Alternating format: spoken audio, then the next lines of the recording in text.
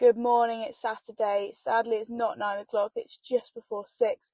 I've got a bright early start. I'm over somewhere playing cricket later on, so I thought I'd head a little bit early and do a park run over there beforehand. So I've got a couple hours of drive now, so I'll reach back in when I get there.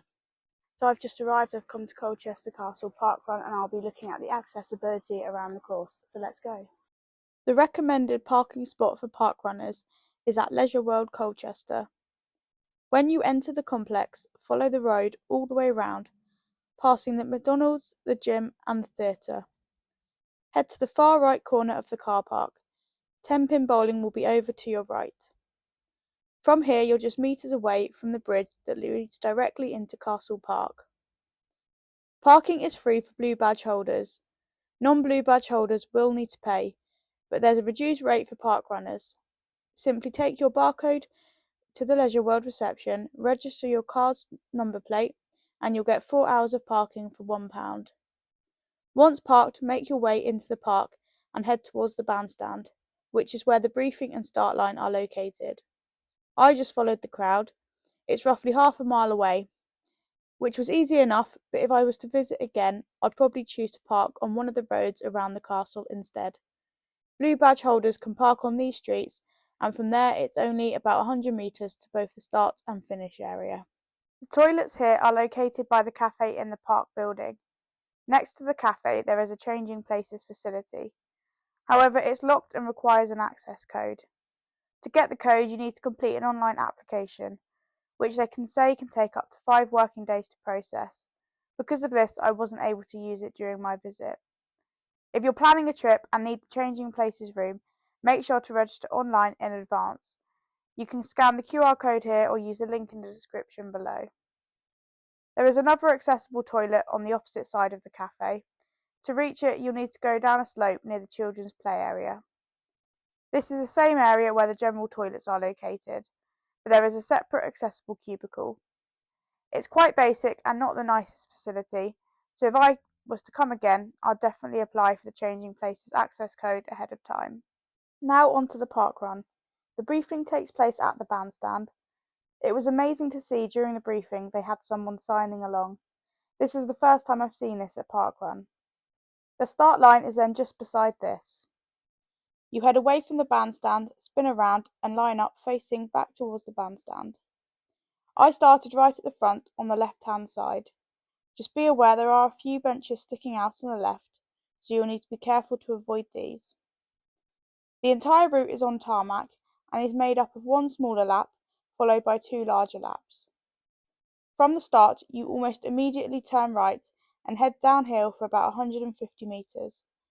Starting at the front was really helpful here, as being with the fastest runners made that downhill section much smoother. You then take another right, straight up a short, steep slope that slowed me right down. At the top, the path loops around above the children's play park and toilet block that I showed earlier.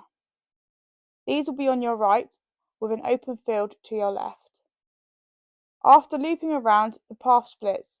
If you turn right, you'd head back towards the bandstand, but we take the left fork, which leads towards the castle.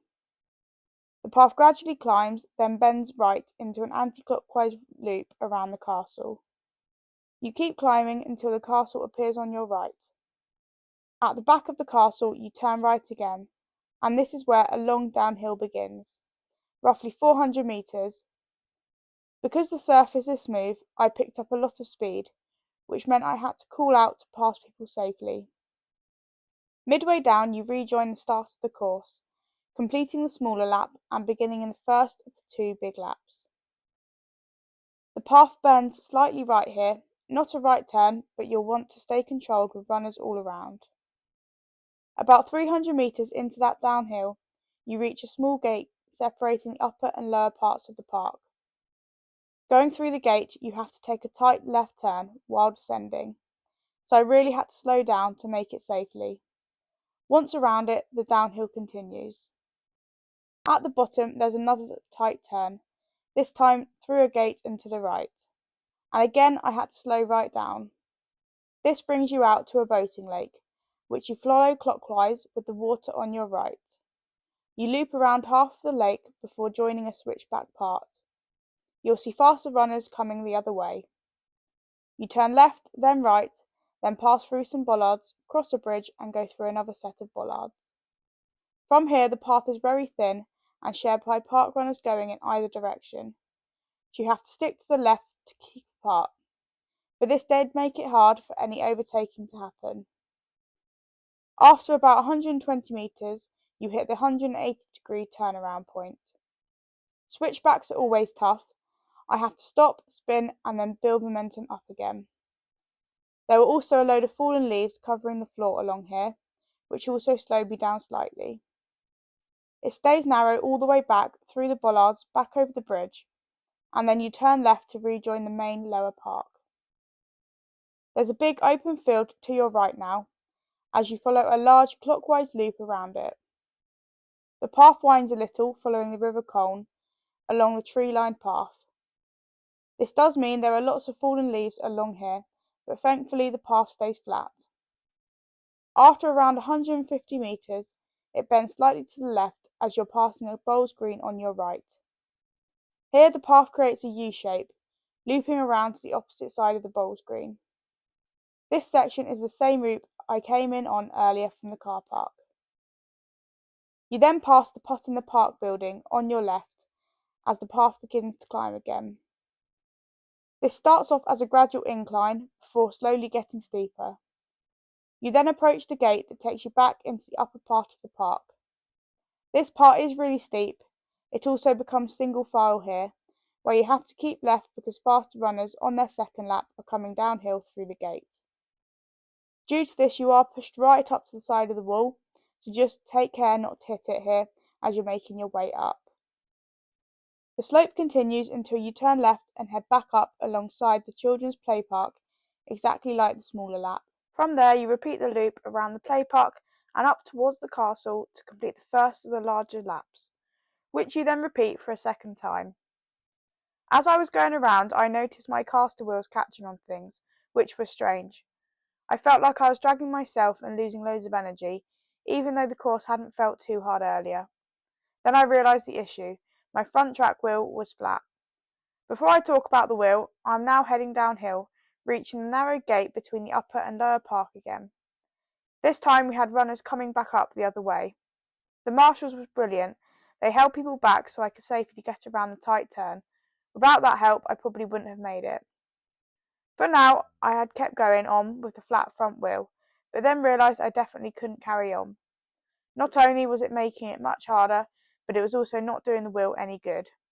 So I took it off and left it by the side.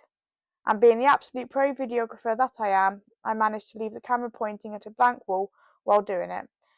So no scenic footage of park runners, unfortunately. After completing the switchback, I came back to my wheel. I stopped for a quick fiddle with it, unclipped the camera and asked the marshal nearby if he could bring the wheel back to the finish for me after the tail walker was through. I tried filming again, but I'd forgotten to remove the clamp from my other wheel, which made filming quite impossible. So from here I've got no more footage, but the rest of the route is just the same again, around the field and bowls green, back up to the top of the park, around the children's play park and castle, then down the slope. On the final lap you turn off to the right towards the bandstand where the finish is. Despite the wheelchair problems and the hills, I finished today's park run in 36 minutes and 42 seconds. I was actually really happy with that. I came in position 276 out of 327 park runners. That's me done today from Colchester Castle park run. The surface throughout the course is lovely on tarmac course. It's just quite hilly throughout and some really tight turns to navigate, so I don't think this would ever be a PB course, but it was still fun nonetheless. I also got a puncture in my front wheel, so I had to ditch that halfway through, which was not ideal, but we've done it and we've done for this week. So let me know in your comments down below what you thought and stay tuned to see where I am next week.